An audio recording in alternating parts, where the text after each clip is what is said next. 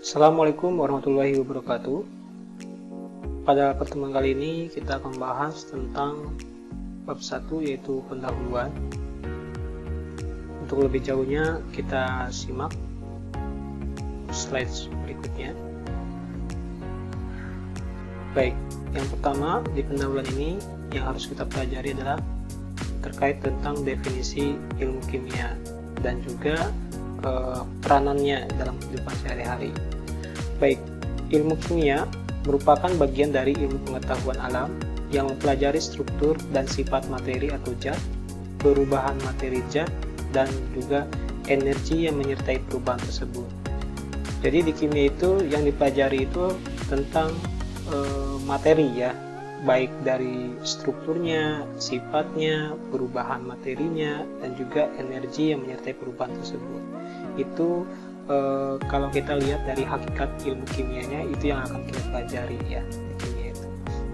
Selanjutnya ilmu kimia juga seringkali disebut sebagai pusat ilmu pengetahuan. Nah, kenapa disebut pusat ilmu pengetahuan? Karena ilmu kimia itu dibutuhkan oleh ilmu-ilmu yang lain. Nah, coba kita lihat di sini posisi kedudukan ilmu kimia misalkan di tengah-tengah. Nah, di sini berarti kimia itu dibutuhkan oleh di dunia kedokteran, di biologi, fisika, dan teknik. Nah, dan selain itu juga dibutuhkan juga oleh genetika, farmakologi, toksikologi, fisiologi, dan lain-lain. Nah, ini jadi ilmu kimia ini sangat sekali berkaitan dengan ilmu-ilmu yang lain. Maka dikatakan ilmu kimia itu pusatnya dari ilmu pengetahuan, gitu kan, seperti itu.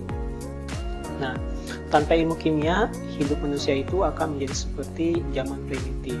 Artinya, kalau kita tidak mempelajari ilmu kimia, maka kita akan kembali lagi ke zaman sebelumnya, artinya zaman purba, gitu kan ya. Primitif itu artinya masih dalam keadaan yang memang belum mengenal perkembangan ilmu-ilmu yang lain ya, seperti itu.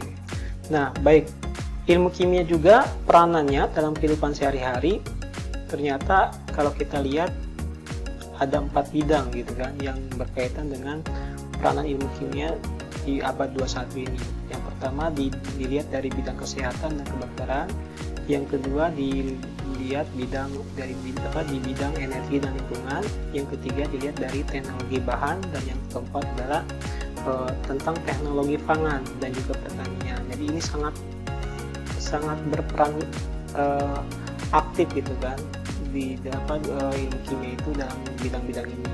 Kita lihat contohnya. Nah, salah satunya di bidang kesehatan dan kedokteran. Nah, peranannya yaitu penemuan vaksin. Jadi untuk mengobati penyakit yang disebabkan oleh virus atau bakteri, maka dibutuhkan obat yang namanya vaksin. Nah, vaksin ini penemuannya pasti ada kaitannya dengan ilmu kimia, ya seperti itu. Yang sekarang lagi hangat-hangatnya isu tentang COVID-19. Nah, jadi mungkin sampai sekarang masih dalam proses penemuan vaksinnya ya, seperti itu. Baik, berikutnya adalah dalam bidang kesehatan dan kedokteran adalah penemuan obat-obatan untuk penyakit baru seperti AIDS gitu kan, thalassemia gitu kan. Nah, itu ya penemuan-penemuan yang memang berkaitan dengan ilmu kimia gitu kan. Berikutnya di bidang energi dan lingkungan. Nah, sekarang kan kebutuhan bahan bakar itu sangat tinggi gitu kan, sedangkan minyak bumi misalkan itu ya salah satu sumber daya alam yang memang tidak dapat diperbaharui gitu kan, jadi pasti lama-kelamaan akan habis gitu kan. Maka cara untuk menanggulanginya maka dibutuhkan energi alternatif. Nah, jadi ilmu kimia lah di energi alternatif inilah ilmu kimia sangat berperan gitu kan. Nah, contoh misalkan etanol bisa jadi bahan bakar gitu kan, terus hidrogen gitu kan, gas hidrogen bisa jadi bahan bakar gitu kan. Jadi mencari alternatif gitu kan untuk menggantikan bahan bakar dari fosil minyak bumi itu sendiri ya, seperti itu. Berikutnya penemuan energi nuklir. Nah, jadi energi nuklir ini sangat penting sekali dan juga sangat efisien dan efektif gitu kan dalam pembangkit listrik, contohnya seperti itu. Indonesia mungkin baru mengembangkan tapi belum canggih gitu kan ya. berikutnya adalah penciptaan sel elektrokimia. Ini adalah di bidang energi dan lingkungan. Di bidang teknologi bahan, salah satunya contohnya adalah penemuan LCD.